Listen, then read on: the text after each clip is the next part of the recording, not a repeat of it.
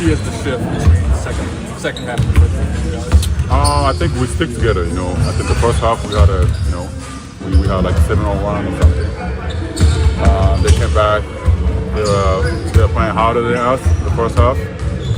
We were playing harder too, but you know they were just playing harder than us. And but we didn't give up, and we talk about the third quarter, the beginning, the first 5 minutes when we important in the second half. So we kind of we stick together, we locked in, and we just play harder. You know, that was the difference. This isn't the most vocal team necessarily of all time. What is the process of talking more? I mean, how is it comfortability? Is it like how do you guys get to where you need to be on an every night basis? That's not who you naturally maybe are. Yeah, of course, yeah. I'm of course, you know, I've been here for almost 3 years now. I'm comfortable talking with these guys, but you know, of course, there's a lot of younger guys, the guys that just got here, you know, first year, whatever. So it's hard to, you know, make a communication sometimes, but you know, I think we talk about everybody got to be a leader. You know, today we talk about in the meeting. Everybody got to be a leader, and yeah, just got to be more vocal. And you know, like some kids, especially on the court, you know, you can't be shy often. You know, we gotta communicate whatever you see, you need. We have to fix it. And yeah, coaches know the one that playing basketball on the court. So we kind of sometimes we see a lot of stuff that the players can only see. So we gotta kind of communicate better that way. And we talk about that. And yeah, I think the second half yesterday was the example of that. And that's what we did. The connection that you and LeBron have had on the baseline cuts that you have when he finds you, is that a verbal thing though, or is that a read and react? No. It's just a more build chemistry, like, you know, over the years. You know, it's just he, of course, you know, he sees everything, you know, and that's the one thing I'm good at too. Not the pass, but you know, the cutting. So I think we just kind of find a way to, you know, of course, you know, he drive to basketball all the time, and I don't want to, you know, crowd the space, you know. So I gotta kind of read it, you know, and I kind of see that, you know, because you know when I can go or not. So I think that those are ones that, you know, because I've been playing here for long enough to kind of understand it. When he looks for you in a late game situation like that, is that an example of the trust that he has in you too? Oh yeah, but he always said to everybody, you know, always look for the ball, you know, every time, like transition, anywhere, he passed from nowhere, so you know, he see the, you know, little small window. So I always, of course, pay attention to that, and that's where I came from. Next week will be kind of the 2-year anniversary of your trade here. How do you think that changed your trajectory as a basketball player? How did it change your life? Yeah, for sure. You know, just being here, I think as a basketball player, as a human, as a man, you know, I think I grew a lot here, just being here, the part of this organization, you know, being around with these guys, Ron, AD, Austin, you know, you know, I learned a lot of stuff being here. So yeah, I think it's been great. Of course, there's a up and down. We talk about roller coaster and all that, you know, but that's how the NBA is. You know, my career is like that too, but always come up and just grow from it, you know. So yeah, I think it's been great, you know, process. This hasn't always been the easiest place for people to play. Why do you think you've been able to handle it? Because I love it here. You know, I accept my role, and I have no complaints. You know, whatever they give me, I'm happy with that, and I want to win it here. And I know people, they know that, and I know that. So that's why I'm able to play it. You just said that you accept your role. How would you define your role? You know, I think especially this season, you know, we talk about, me and JJ talk about from a coaching standpoint, you know, they want to be the guy that, you know, aggressive on the both ends to kind of be more physical and challenge on, like, you know, other teams' physicality, you know. So meaning by offensively, like, you know, cutting, offensive rebound, defensively, you know, just guarding 1-5, and we talk about a lot of rebounding too, you know, just to get in the touch and knocking down the threes, you know. Those are simple things that I've been doing it, and I think that's the role that they need me in here. So yeah, I think that's what I like to do, and yeah, I'm accepting it. When you came in, who when Yeah. you came in, it was mid-season, and when you ended up helping the Lakers get to the conference finals. What's your advice to guys like DFS and Milton on coming into a season mid-season and helping the team go to another level they were? It wasn't only me, but yeah, there's a lot of trade and a lot of new guys came, and there's a lot of things happened, and also, of course, Brown AD been here for a while, but yeah, it's I think, like I said, just gotta, fit in here, this team is not gonna try to, make you fit in the team, you got to kind of see that, where you can fit in. I don't know what the role is, but, you gotta find it. Nobody really not gonna tell you, you kind of gotta figure it out in the game, practice, watching film, just gotta find something to, because we talk about here, like, even the guys that are coming off the bench for 5 minutes, 10 minutes, that's the important roles, Those are games that, always changes, either we win or we lose. So I think those guys, even me, like whatever minutes get, I play hard, and yeah, I'm gonna give whatever I got. Thanks, Rui. Yeah, Thank you. What have you seen from JJ in the last few days in film in terms of the emphasis on leadership and like the different ways different players can lead? I'd say not just from our leaders, AD and Braun. I think it's his message was all of us could be a leader in different type of ways. So that's been the biggest message. For you as a guy who, the offense has run through you, there's never any question about like where you stood as like a leader on teams. How is it finding that in a role where you're maybe eighth on the rotation list or something like that? Yeah, just staying with a positive mindset, always going out there and giving my best, shooting the ball, play defense, grabbing rebounds and stuff like that. So just making sure do those little things. No All-Star weekend, still like a month off, but have you thought about the possibility of playing in the Rising Stars game, and then with the new rule changes here, even the All-Star game potentially? No, I haven't really thought about it. I'm pretty sure now I will think about that. So, I'm not sure, so it'll be interesting. I'll think about it next time. You had a moment where you, I believe, gifted fan with some tickets to the game. Can you just talk about how you've been embraced by the LA community so far, and just what this kind of 3-month period has been like for you, just getting adjusted? Yeah, I think, seeing like little fans, and, I was once in their seats and trying to get a player's autograph, and, if I do get it, it was the best moment, but if I don't, it's like, man, I wish I had got it. So I try to just give back as much as I can. I did that at Tennessee all the time, and then, out here in LA, they got a great fan base, so I just try to give back as much as I can. Is there one autograph that you can remember that you got that like really stands out to you? I'd say Chauncey Billups, because I was, from Denver. He's from Denver, so, just had that Denver connection. That was probably the best one. Dalton, there's obviously a lot of faith in your ability to shoot the ball in this room. It's been a tough stretch. Like, how have you managed it? Are you try to outwork it by shooting more? Do you pull back a little bit and try to think less? Like, how are you kind of trying to navigate this stretch? Just keep it the same. Just like me and my dad always said, is you walk in the gym, you're the best shooter. So that's just my mindset. I'm gonna walk in there, know I'm the best shooter, and then make or miss. Next shot's always going in. Mm-hmm. What did you see in terms of the second half and just the comeback that you guys had and the way you flipped the game? I think it started with our defense. We got out in transition, which is what we think we play the best. And, when we show a lot of that energy on the defensive side, and then it gets the crowd going, and, we just start playing Lakeshore basketball. You know D'Angelo. What do you expect from him? I know him a little bit. What do you expect from him going against his old team? Yeah, like you said, he's going to go against his old team. He's going to be ready to play us, and, it's going to be a fun one. So, it'll be fun to see D'Lo again. Thanks. Cool. Appreciate you. Always really appreciated the collection. Some real gems in there. Some real gems. Mike Miller, warm-up shirt patch. I actually talked to Mike 2 days ago.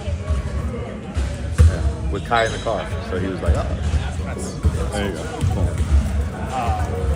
We were just talking to Rui a little bit about role and acceptance and kind of like learning how to fit with great players. Yeah. How tough of a process is that? I'm sure it's not linear for everybody, but how tough can that be, especially when you're training this season? regardless if they're traded midseason or not. I think for every situation, it can have some complexity to it. I think playing for the Lakers has its own complexities, and playing with LeBron and AD and the level of superstars that those guys are has complexities. We have talked a lot this season about roles, and I've talked a lot about not just accepting whatever role, but embracing a role. And typically, and I would say it's not just for me, but typically, if you embrace your role, whatever that may be, it makes it more difficult for a coach to take you off the floor.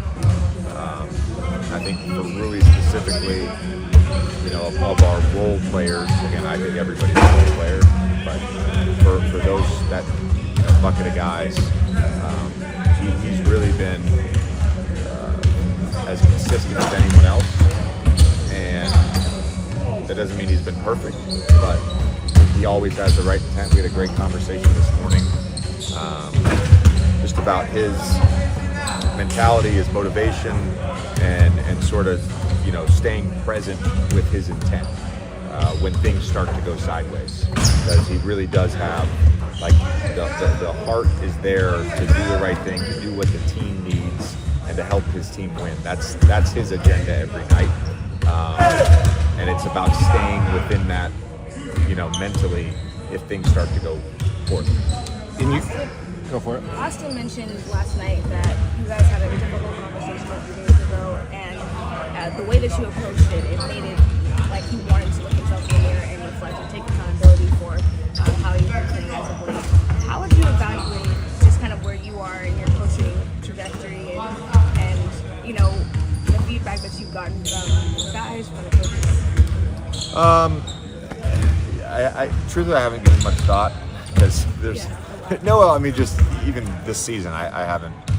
I'm always more self-critical and harder on myself than anyone else could be, to be honest with you.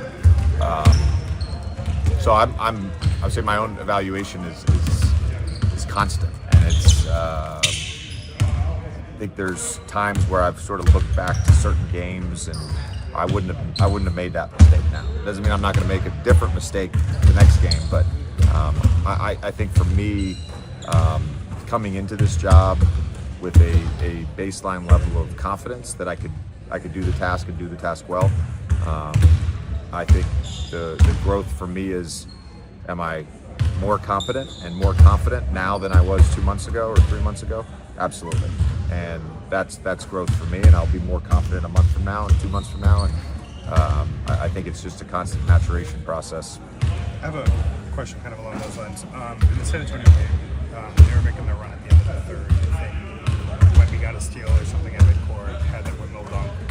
Pretty sure I saw you turn your back and say timeout, like to ask. Yeah. Like should I take one? Yeah.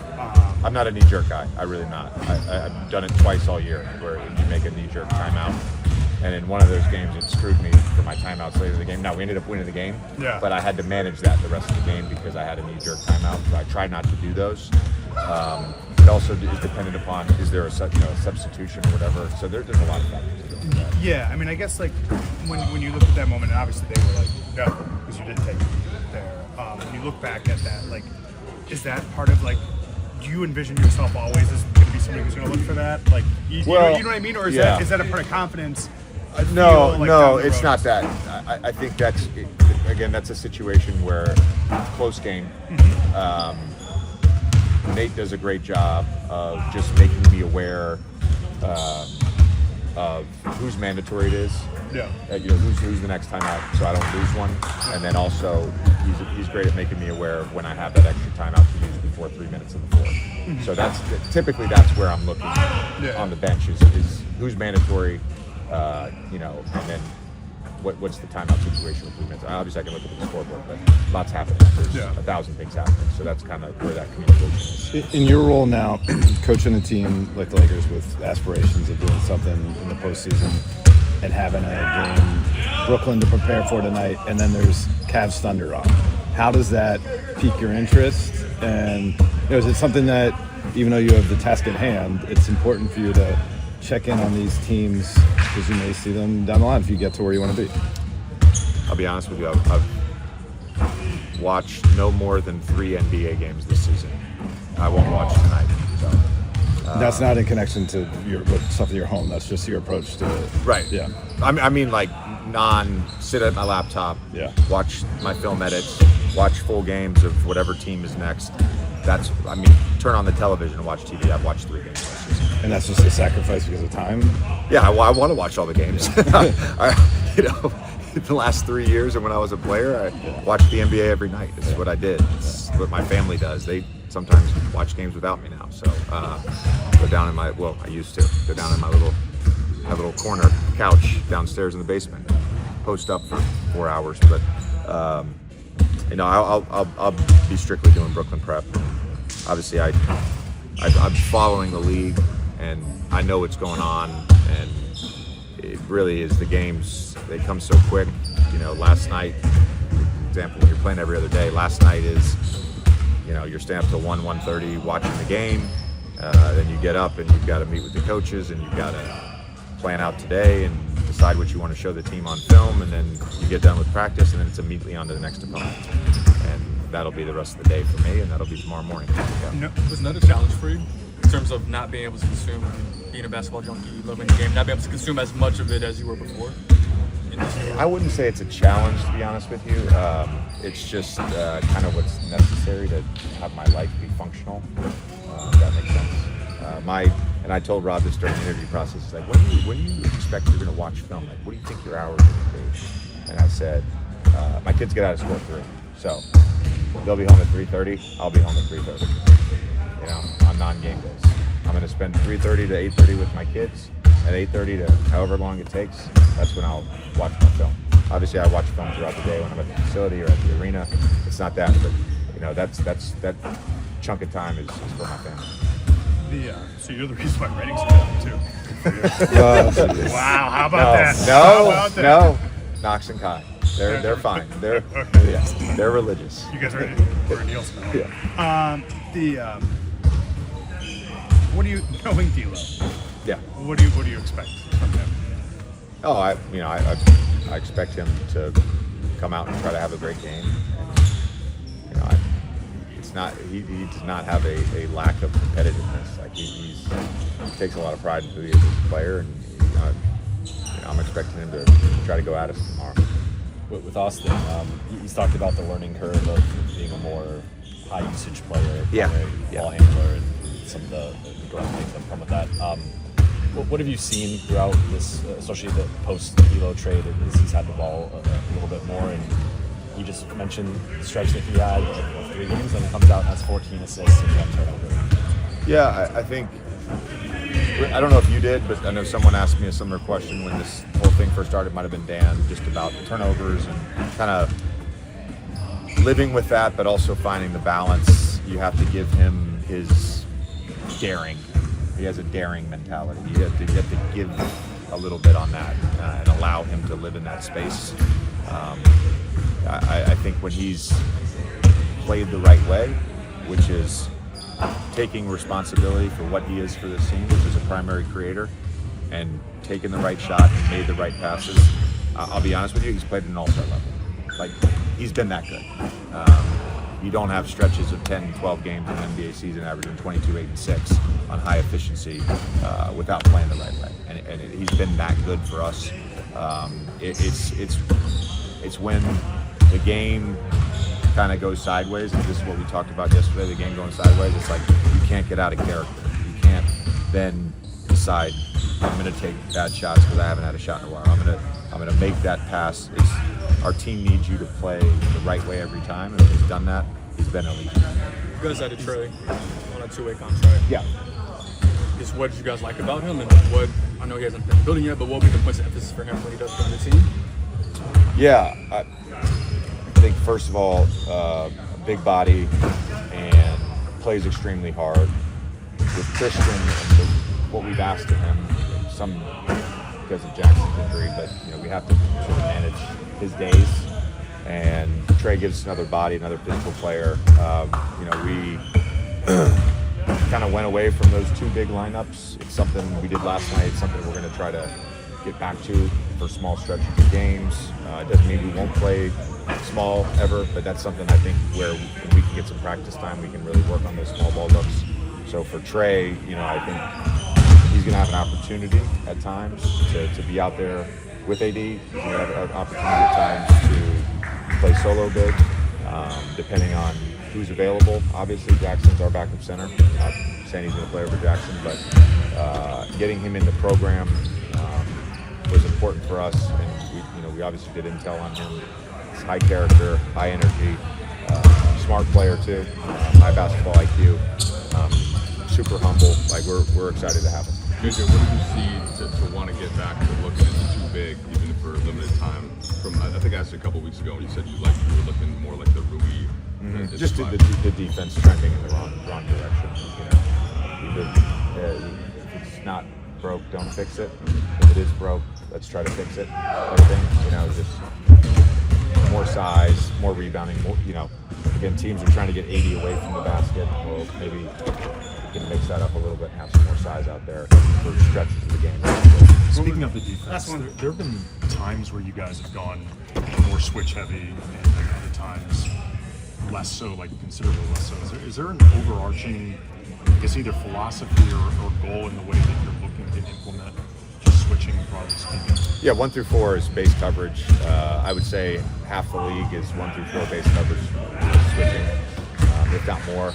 There's some teams that have a particularly low switch rate. Generally, those teams have ducks that they're trying to hide. Fives in coverage. The games where we did 1 through 5, Cleveland early on didn't work. We went away from it. Didn't do it again for like 15 games. San Antonio, that was Wemby specific. It worked. We did 4 out of the next 5 games. We did it to start. Worked against OKC. So it really is just matchup specific, and every game you're trying to look at what you're willing to live with, because teams are gonna score at least 95. You just don't want them to score 135. Thanks, guys. Yeah, appreciate it.